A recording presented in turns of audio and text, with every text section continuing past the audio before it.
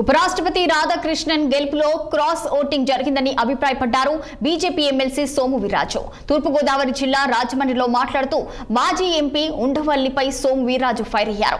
ఉండవల్లితో బహిరంగ చర్చకు సిద్ధమంటూ సవాల్ విసిరారు. ఆర్ఎస్ఎస్ పై నోటీసులు వచ్చినట్లు కూడా మాట్లాడడం సరికాదన్న ఆయన సుబ్రహ్మణ్యం మైదానంలో ఎప్పుడైనా చర్చకు సిద్ధంగా ఉంటారన్నారు. ఎన్డీఏ అభ్యర్థికి ఓటేస్తే ఆర్ఎస్ఎస్ భావజాలాన్ని అంగీకరించినట్లేనంటూ ఉండవల్లి చేసిన కామెంట్స్ ను ఖండించారు సోము వీర్రాజు. చాలా క్రాస్ ఓటింగ్స్ జరిగినాయి.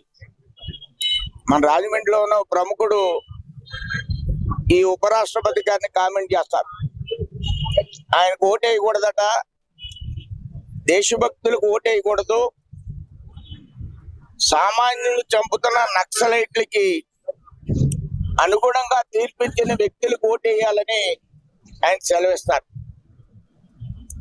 ఆర్ఎస్ఎస్ అనేది ఒక ఫాసిస్ట్ సంస్థగా నేను భావిస్తున్నాననే అభిప్రాయాన్ని ఆయన ఎప్పుడు వ్యక్తం చేస్తూ ఉంటారు.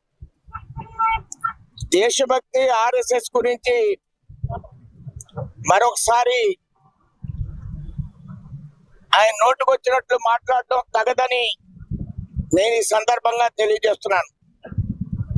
ఆర్ఎస్ఎస్ మీద బహిరంగంగా చర్చకి సిద్ధంగా ఉన్నాం.